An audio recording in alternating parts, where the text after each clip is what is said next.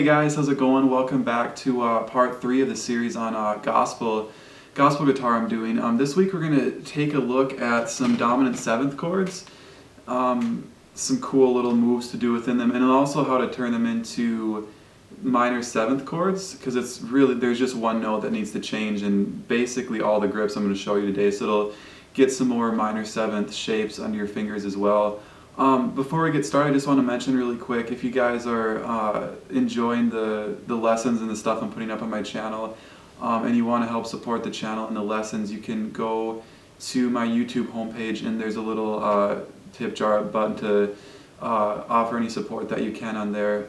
So I really appreciate that if you guys do, and if not, that's totally fine as well. I just appreciate you guys, like I said in the last lesson, just checking out my videos. Yeah, so checking out my lessons, all that good stuff. So let's get started. All the 7th chords we're going to check out today are going to be in the key of C, so they're going to be the 5 in the key of C, so they're going to be G dominant 7. So the first grip we're going to check out is really popular, and it's basically, I'm sure you guys know this chord, but I'll show you it just in case you don't. It's going to be just a E-shaped bar chord. Okay, so it's going to be pointer finger barring 3rd fret, all 6 strings, ring finger 5th fret of the A, pinky 5th fret of the D, middle 4th fret of the G. Okay? And then all we're going to do is just take our pinky off. Okay, then we have a dominant 7. Okay, some things you can do to kind of add a little more movement to this chord. You can put your pinky on 3 frets above where your pointer is on the B string, and that's going to be adding another dominant 7th in. You could add your pinky 2 frets above the pointer on the high E, and that's going to give you like a dominant 9, and obviously you can combine those into hammer-ons, pull-offs, you know, all that good stuff. You can also add your pinky on the B string 2 frets above the pointer, and you'll get kind of like a 13 sound. So those are all, you know, super cool options. Then you can also put the pinky 1 fret above where your middle is, and you'll get like a suspended sound. So those are all, you know, neat options you can experiment with. Now, something cool that always sounds nice with dominant 7s is to take the 3rd, okay, so just count up 3 from the root note, so in this case G, A, B, and then find that note. So right here is our 3rd, okay, on the G string. To take that off, so then we have minor, and then just put it back on to give us, to get us back into dominant 7. Okay, so that's something pretty cool to do. And also, if you just take that middle finger off and leave it off, we're left with a minor 7 chord. And we can also put the pinky on, you know, on the B string, 3 frets above where our pointer was, and we'll add another 7th in there, you know, and so that's really cool. So those are 2 really common shapes right there. And what's cool is when we go to this minor 7 shape, we transition into that. This actually sets us up perfectly for like the 1st position minor pentatonic. So slowly. Okay, so all those notes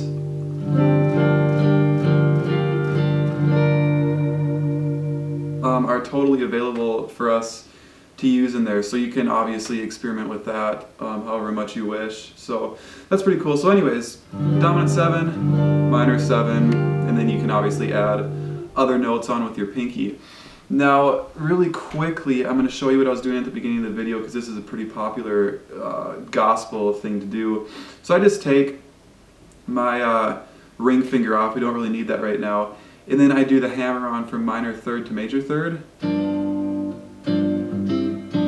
Okay, so that's what I was doing at the beginning of the video. So I'm just playing, I'm hybrid picking this actually to get all the notes in there, but I'm going, okay, then I'm just doing a bar from the D string, G string, and the B string with my ring finger. So that's what I'm doing there. That's a cool little move. And you actually don't even have to play this low E string. You can just go if you want to. And that's a good idea also to break up these chords a little bit. You don't need all these notes in here. You know, you could just use the top 4 strings, you know, if you wanted to. If you wanted to do that, that sounds good as well. So yeah, there's that chord at any rate, and that little chordal move I was doing. And then the chord I went to at the end was just, okay, was just a minor chord, like a minor 7 shape I showed you guys in the first lesson, just 2 frets above where our pointer was. So, and then I'm back to this little bar. Okay, so that's a cool little gospel move. Next chord is going to be another dominant 7, obviously, but it's going to be based off of an A string root, and it's going to be based off of like a C shape. So here's going to be, here's what the shape is going to be. It's going to be ring finger, 10th fret of the A, middle finger, 9th fret of the D, pinky, 10th fret of the G, pointer, 8th fret of the B. That's a pretty popular dominant 7 shape. There's not a ton of movement you can do in there, but it's just one of those good ones to know. And what you can also do is bar with your pointer on the same fret, take your middle off, and you're left with a minor 7 shape. And then if you want to bar with your pointer all the way down and catch that C note, you'll be left with like a minor 11 shape. So that's really useful as well. Okay, let's take another look at some dominant 7 shapes up on the, let's see, so the D, G, B, and E strings.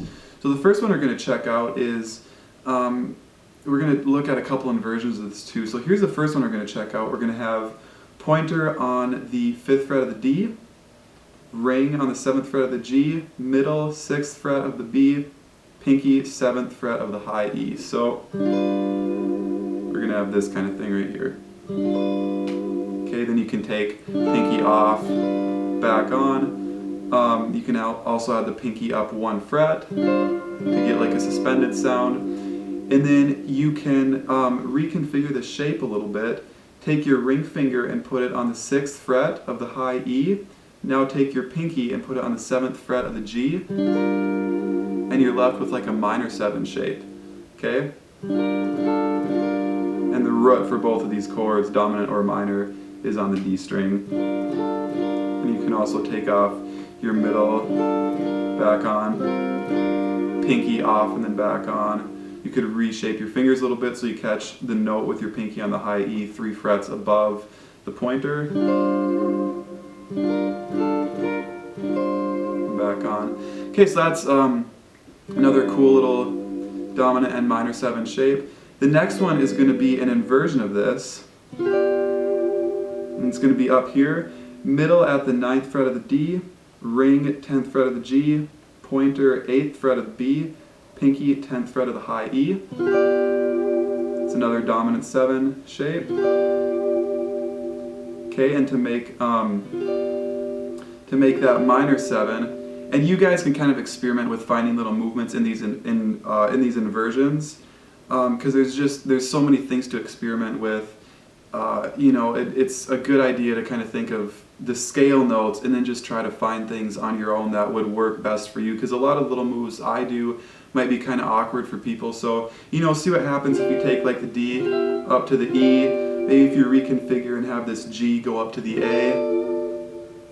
You know, so those are all totally open to you. Now, if you want this to be a minor 7, take your middle finger off and then just do a bar from the D string down with your pointer. Then you have a minor 7. The root is on the B string, okay? So the root is the G that's right here. So if you wanted it to be like E, you just put it right here. Okay, and then one more shape for you guys is going to be up here at the 12th fret. Again, still G dominant 7. So we're going to have a bar from the D string down with the pointer, and then middle finger at the 13th fret of the high E. Okay, and that is another dominant 7 there. The root for this one is on the G string. So obviously we're on a G note right now on the G string, so that's G dominant 7. Now we can add our pinky 2 frets above our middle. Okay, then take our middle off. Add our pinky on 3 frets above the pointer on the B string. Okay, maybe add your ring 2 frets above the pointer on the G string. So those are all totally open to you. Now if you want to make this minor 7, it's going to be close to the same shape. We're just going to have to move the note on the B string down, bring the 3rd down. That's how we're getting the minor 7, is dominant 7 and minor 7 are really closely related. All we have to do is find the 3rd in any of these chords, just take it down by 1 fret, which sometimes does require to do a bit of a change in your fingering. Okay, so here's how we're going to do this. Middle 12th fret of the D, ring 12th fret of the G, pointer 11th fret of the B, pinky 13th fret of the high E, and that's going to be G minor 7. Alright, so now hopefully you guys have all these shapes on your fingers and are fairly comfortable with them. One thing you should experiment with doing that I kind of said a little bit ago is just try to find, chord moves within a lot of these shapes, beyond the scope of the ones that I've shown you. Like I had said, just be thinking, since we're in the key of C major, where are other notes from C major around the chord shapes you're playing, and then just see, what kind of moves you can do with those, and just kind of be experimenting and see what you can come up with based off of the other scale notes that are around the chords. But now you'll have some major 7 shapes, minor 7, and dominant 7. So you should be able to play through, quite a few progressions. So just kind of be checking out some different progressions, maybe a little bit of jazz, obviously gospel, all that good stuff, and just see if you can implement these chord shapes into your playing.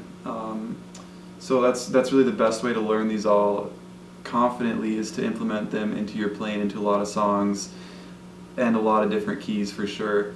So next week, now that we've got a pretty good range of chords on our fingers, next week I'm going to start covering some smaller chord shapes, some little chordal fragments, and show you how we can kind of break those up into maybe a little bit more lick-based ideas, and just some really cool like slidey type sound chord movement in there that just come from some smaller shapes that you can use in conjunction with bigger shapes to kind of break it up a little bit, and it sounds really, really cool. Maybe along a little bit of the lines of some stuff Hendrix was doing. So yeah, that'll be kind of what we're going to be looking at for next week. At any rate, like I said before, I hope you guys are having fun with these lessons and you're able to implement this stuff in your playing and it's useful to you guys. So yeah, I'll see you guys all back here next week again. Thanks so much.